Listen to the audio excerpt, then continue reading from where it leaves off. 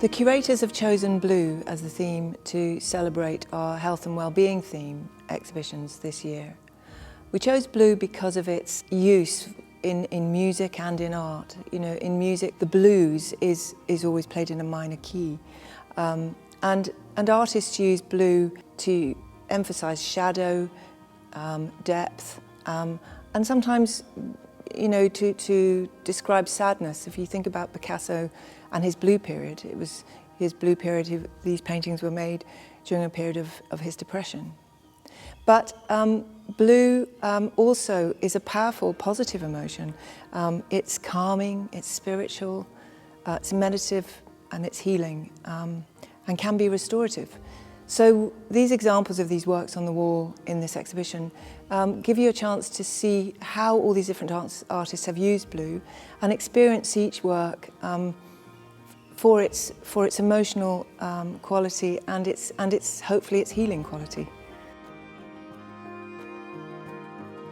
I'm going to talk a little bit about this work by Norman McLaren. Norman McLaren was born in Stirling in 1914 and studied set design at the Glasgow School of Art. He's really famous in Canada, but not as well known here. In 1941, he moved to Canada and started to work for the National Film Board there.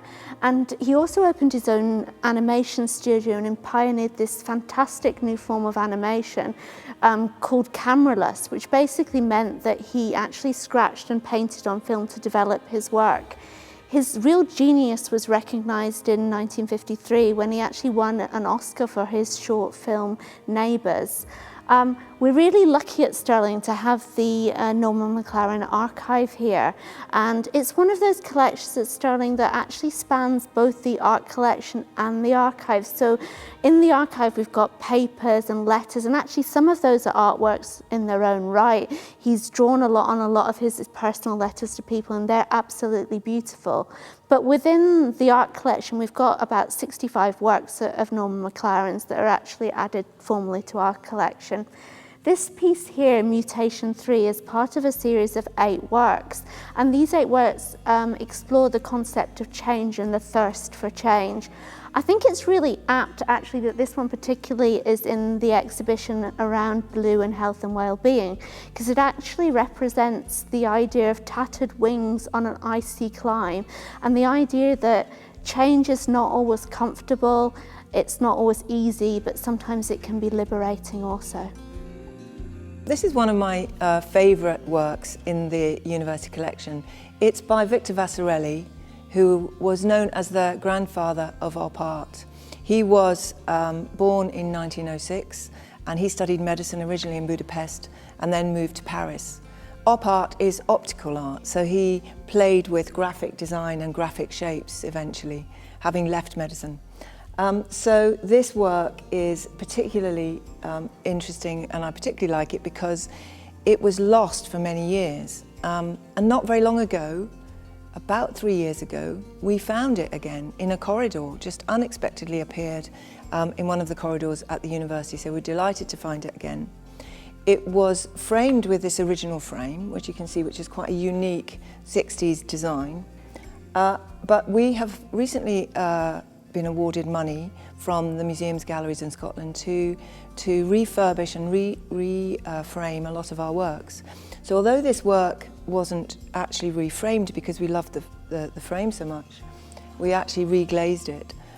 So this has been part of that project, and we're delighted to have it here.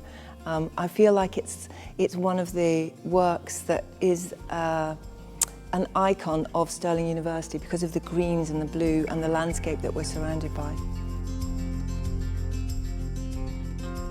This piece, Static Night, is probably one of my favourite pieces in the exhibition.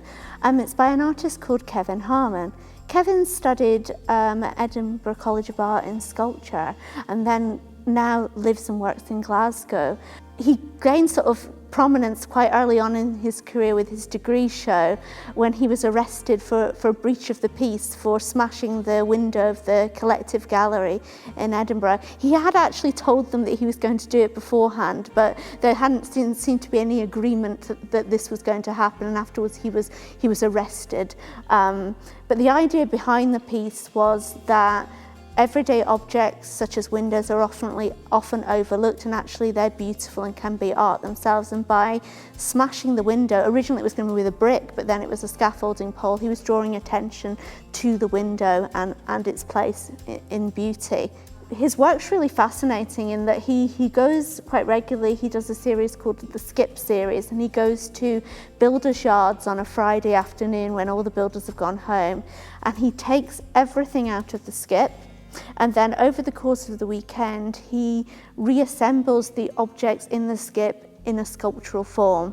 And then on the Monday morning, he's quite interested in the reactions of the people that work in the building site. And then naturally, they have to destroy the artwork immediately because they're getting on with their work and refilling the skip. So it's always this idea of the everyday being beautiful and the everyday being art. And that kind of work is followed through in this work here, which is essentially reclaimed material. So this is reused double glazing units filled with household paint. So what he does is he's really interested in the idea that windows are usually looked through, and by filling it with paint, you're making it a work of art and a beautiful object. So he puts the paint in, he fills it, and then he twists and tilts the actual frame to make new patterns and new opportunities. So we acquired this work by Rosalind Lawless a few years ago. It's called Splashover. Rosalind was born in Glasgow and she studied at Gray's School of Art and then went to the Royal College of Art. She currently lives and works in Glasgow. She teaches at the Glasgow Printmakers. And this is a print, although it looks like a bit of a painting. It's actually printed using true grain, which is a kind of polyester film. So it's really interesting. Although it's a print, it's actually got some texture and some layers. So Rosalind loves to use her environment to inspire her work, and she's particularly inspired by colour. And this blue is just so vibrant, and it's particularly strong in the context of our blue exhibition. It really stands out. This work by Olivia Irvin is called Stay Blue. It was part of the Scottish Arts Council bequest that was given to the university in 1997. The university was given works by prominent artists when the Scottish Arts Council were dispersing their collections, and we were really lucky that this, along with other works by artists such as Fiona Carlyle, were given to the university. Olivia originally studied medicine at Aberdeen University, but soon into her studies found that medicine wasn't really for her and decided to transfer to Edinburgh College of Art. And she initially thought that she would do sculpture, but found herself being more sort of drawn to sort of drawing and painting. She now tutors at Edinburgh College of Art, and this piece here is so wonderful. I love the textures of it. Olivia says that she's really interested in sort of colour, and that sort of drives her work probably more than the narrative and the composition of the piece. So she says that she's interested in sort of semi-real environments and dreamlike states, and I think from looking at this work you can see lots of different things, and every time I look at it I see different colours and think of different interpretations of what the work's about.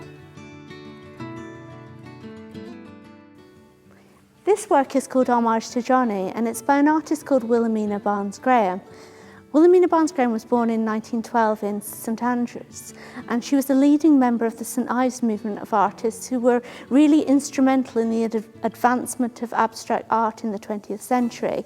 She studied at Edinburgh College of Art, and in 1940, along with other St Ives artists, she moved down to St Ives to paint and moved in circles with other really key artists that we have in the collection, such as Barbara Hepworth and Patrick Heron. She carried on working in St Ives until 1960 when she inherited a house in St Andrews from her aunt, and then she split her time between St Ives and St Andrews. This work is a print, and we've got 4 of her prints in the collection, and it was created in 2002, 2 years before her death, and it's dedicated to Johnny Wells, who was a dear friend of hers, and it's inspired by his work as an artist. In his early work, he used a lot of the egg shape, which you can see here, and it was reflected in her work honouring him. Later in her life, she worked a lot with prints in sort of collaborations with the Graal Press, and it allowed her to create work using water-based inks, which really embodied her painting style. I just think it's a wonderful piece and a beautiful thing to be adding to our exhibition on blue.